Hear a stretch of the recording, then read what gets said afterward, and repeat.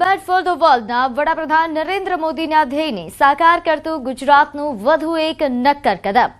ગાંધીનગર ખાતે મુખ્યમંત્રી ભૂપેન્દ્ર પટેલ અને મારુતિ સુઝુકીના એમડી શ્રી યુતિ હિતાશ્રી તાકેઉચીની ઉપસ્થિતિમાં રાજ્ય સરકાર અને મારુતિ સુઝુકી ઇન્ડિયા લિમિટેડ વચ્ચે investment letter hand over ceremony યોજાઈ હતી।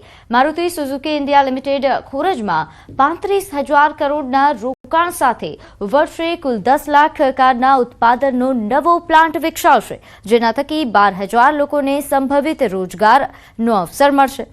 1,750 એકર જમીન પર 35,000 કરોડ રૂપિયાના રોકાણ સાથે વ્હીકલ મેન્યુફેક્ચરિંગના નવા પ્લાન્ટની સ્થાપના કરાશે। આ પ્લાન્ટના પરિણામે આસપાસના વિસ્તારોમાં એન્સિલિયરી યુનિટ્સ અને એમએસએમઈ એકમો પણ સ્થપાશે।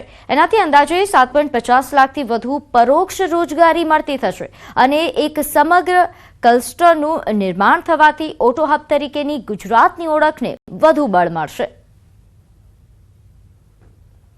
તો ઓટો હબ તરીકે ગુજરાતની ઓળખ હવે વધુ સ્થાપિત થશે। પીએમ મોદીના સ્વપ્નને સાકાર કરતું આ નક્કર કદમ માનવામાં આવી રહ્યું છે, કારણ કે મારુતિ સુઝુકી આ કાર ઉત્પાદનનો પ્લાન્ટ જો અહીં વિકસાવશે, જેના માટે આ સાઇન પણ કરી લેવામાં આવ્યું છે એમઓયુ, તો રોજગારની ઘણી તકો ઊભી થવાની છે। ત્યારે ગુજરાતના યુવાઓને લાભ મળશે, સાથે સાથે કારણ કે અંદાજે 7.50 લાખથી વધુ પરોક્ષ રોજગારી મળતી થશે તેવો લક્ષ્યાંક છે। એક સમગ્ર ક્લસ્ટરનું નિર્માણ થવાથી ઓટો હબ તરીકેની જે ગુજરાતની ઓળખ છે તેને વધુ બળ મળશે।